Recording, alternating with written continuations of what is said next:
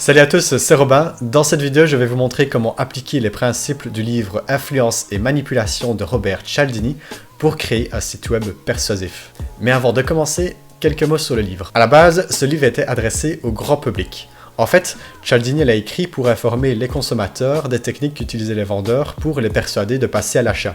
Le problème, c'est que la majorité des personnes qui achetaient ce livre, en fait, n'étaient pas les consommateurs, mais bien les vendeurs pour parfaire leur technique de vente. Et ça tombe bien, puisque notre objectif étant aussi de vendre nos produits ou nos services sur notre site web, nous allons donc adapter les principes du livre au monde du e-commerce.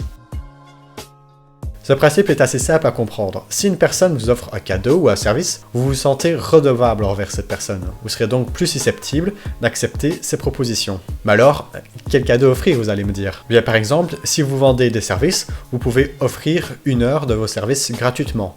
Par exemple, 1 heure de consultance. Si vous vendez des produits, vous pouvez offrir des échantillons. Vous pouvez aussi offrir du contenu gratuit. Par exemple, si vous vendez des formations en ligne, vous pouvez donner accès à 1 heure de formation gratuite ou accès à un e-book par exemple. Ce principe est comparable au phénomène de mode. Si plusieurs personnes achètent un même produit ou un même service, vous serez plus susceptible de vouloir aussi l'acheter. Après tout, pourquoi prendre le risque d'acheter un produit que personne ne connaît? Alors c'est vrai que ce principe est un peu plus difficile à appliquer lorsque vous commencez, mais si vous avez déjà une clientèle, vous pouvez demander des témoignages. Le fait de montrer que vos produits ou vos services ont déjà plu à des clients, ça rassurera vraiment vos prospects. Une autre façon d'utiliser la preuve sociale, c'est via les réseaux sociaux. Par exemple, si votre page Facebook ou Twitter, etc. ont beaucoup de followers, mais surtout indiquez-le sur votre page.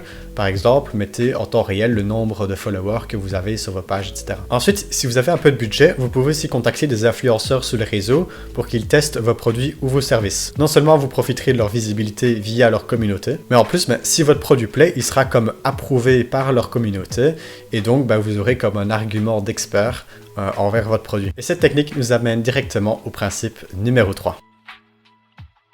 Difficile de mettre en doute des recherches scientifiques ou l'avis d'un expert sur un sujet. À tort ou à raison, nous faisons facilement confiance à des produits approuvés par des experts ou par des organismes perçus comme étant des experts dans leur domaine. Donc surtout, si votre produit le permet, n'hésitez pas à utiliser des phrases du type « Les études montrent que notre produit, 3 petits pois, est extraordinaire » ou alors « Nos experts affirment que, 3 petits pois, grâce à notre produit, vous serez en top forme, etc. » Vous pouvez aussi montrer des certificats ou des labels reconnus. Et c'est d'ailleurs pareil pour les services de paiement. Si vous affichez les logos des banques ou des services de sécurité juste en dessous de votre bouton d'achat, vous aurez un meilleur taux de conversion vers ce fameux bouton d'achat. Montrez aussi qui sont vos partenaires, montrez leur logo, d'autant plus s'ils sont réputés dans leur domaine. Et en plus, ça ajoutera aussi une certaine preuve sociale.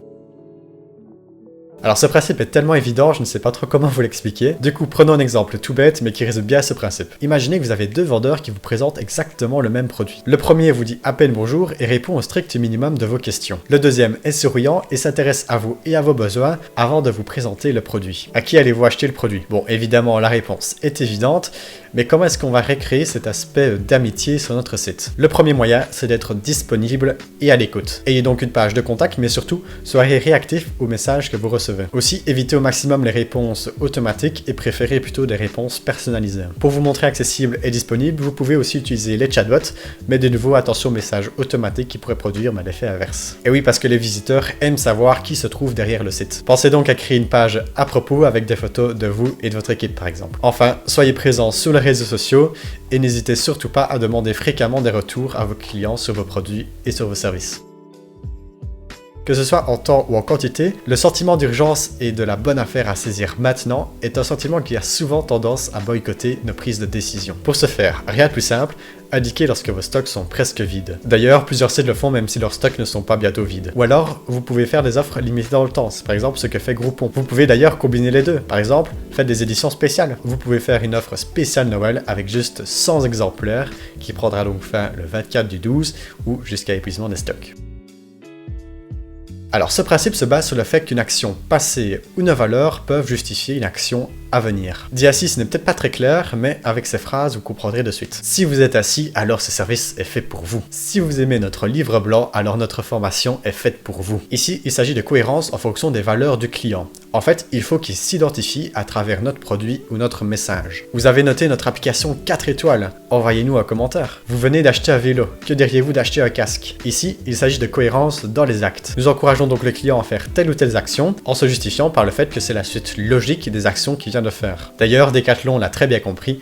Par exemple, si vous achetez des lunettes de PC, eh bien, il va aussi vous suggérer le maillot de bain. Et voilà pour ce qui est des 6 principes de Robert Cialdini appliqués au monde du e-commerce. Si vous voulez plus d'informations, surtout n'hésitez pas à vous procurer le livre. Donc c'est Influence et manipulation de Robert Cialdini. Je mettrai d'ailleurs un lien dans la description, comme ça vous pourrez les checker. Et si vous voulez plus d'exemples sur comment appliquer ces fameux principes au monde du e-commerce, eh bien mettez tout ça en commentaire. Et sinon, je vous retrouve à la prochaine vidéo. Salut!